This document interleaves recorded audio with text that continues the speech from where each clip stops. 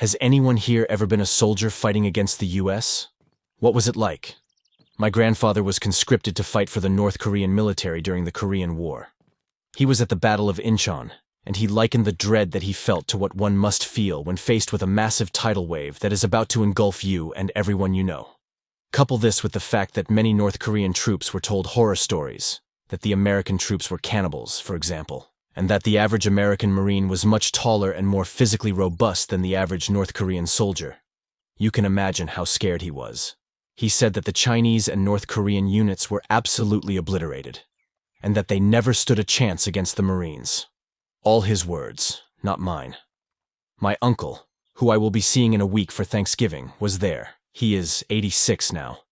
He still will not talk about it. His kids did not know that he was in Korea until they were in their mid to late 20s. I remember when I was little, he would mow the lawn without a shirt, and I could see the scars on his abdomen. When I asked about them, he said they were from having his appendix taken out. Clearly not the case, as an adult looking back on it. To this day, he is a staunch pacifist. I was just a 7-year-old kid when my parents were watching CNN BBC while I was playing video games. It was about some army jets taking off during the night. My dad turned to me and said something along the lines, "It has begun. Get to the basement now." Sometime later, the first explosions could be heard. The NATO-US bombing of Serbia in '99 had started. I remember spending time in the basement with other residents. I remember how the building shook when the bombs exploded. The fear of what was coming after the sirens went off. They destroyed all 3 bridges across the Danube in my city, cutting us off from a part of our family. One day, a bomb hit the refinery, so we couldn't stay in the basements anymore because of CO2. Then a bomb hit about 100 meters from our building and shrapnel went through the blinds and windows and embedded itself into the opposite wall of our neighbor's flat. That was when we decided to move somewhere where the Americans had nothing to aim for. A smaller town. We were safer there, but we could still hear the jets flying above us and bombs going off in the distance. When someone shot down the F-117 stealth jet, it was a huge fuck yeah moment for Serbia. That's my short story of surviving a war versus USA. Hopefully this won't get buried, but my hopes are not too high. My father was a sniper during the bombardment in Yugoslavia, and my best friend's father was a member of the elite unit called Tigers, while the war in Kosovo was raging. I'll be short because I have to sleep, but my father told me it was like trying to repel a wave on the beach by building a castle out of sand. You fought? You may have won some small encounters, be it by accident or pure luck. But you always knew that if they wanted, they could just kill us all and be done with it. Not a nice time for Yugoslavia, that's for sure. I was in Kosovo during the war. My sister almost got killed by a Serbian sniper. Like I said in another comment, that's how the KLA felt against the Serbian military. I don't think it was as bad as the US, but Serbia was fighting farmers with AK-47s. My dad was never with us, and I was scared I would never see him again. Some of my cousins died fighting, others never returned from prison camps.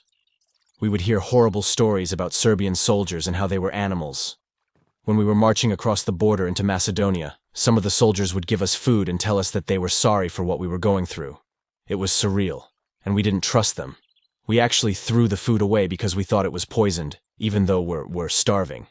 Now I realize that they were just trying to stop the suffering, I guess. Yugoslavia may have been bad, but it was nothing compared to time in Kosovo during the war.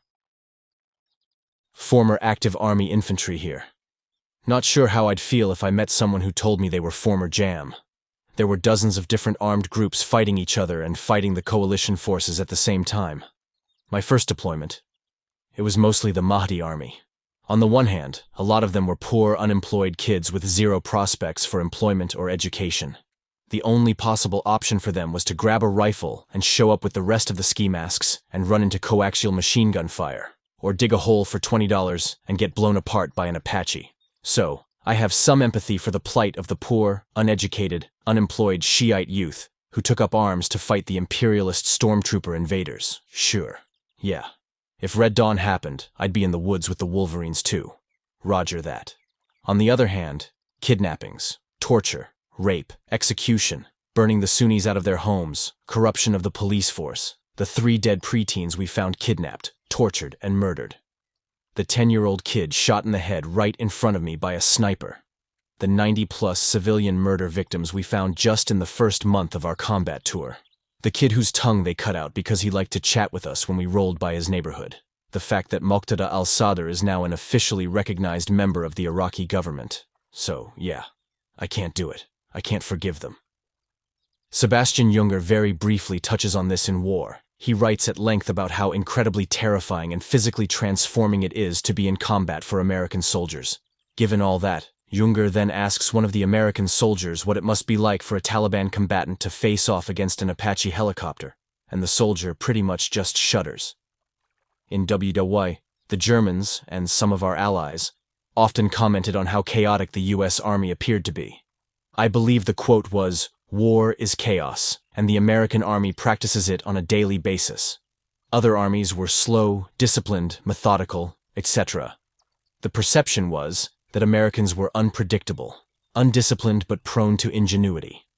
Not just our generals, but right down to the grunt soldier level. I understand most who fought us viewed this as a great strength. I'm an American soldier, so I'm not what you're looking for, but I'm guessing you won't find much on here, so I'll give you an analogy from some evasion training I got when getting ready for less visible operations. We were learning how to escape if you're being chased, and one of the things we trained for was trackers using dogs. The dog handlers explained it like this.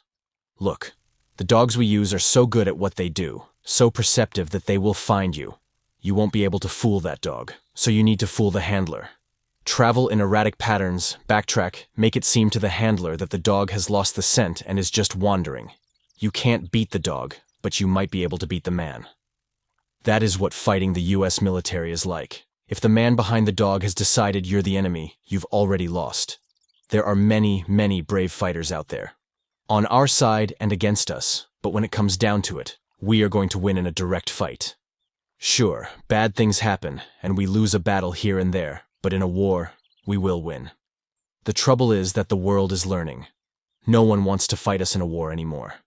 They don't go after the dog, they go after the man behind the dog. Jack up the cost of the conflict, cause civilian casualties, force us into lose-lose situations, and our support crumbles. Then our handlers say, "Okay, boy, we're not finding him today. Let's go home."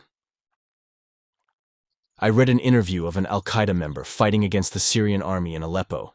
He came across the border from Iraq where he was a veteran from fighting US troops there. He basically said they were all lucky. They were fighting the Syrian army, because if it was America, they would have all been killed by drones, helicopters, and precision bombs a long time ago. He said Americans always know what is happening because of the drones, satellite pictures, well-developed communications between units, etc. The Syrian army is in the dark all the time, so they fire artillery and drop bombs semi-randomly.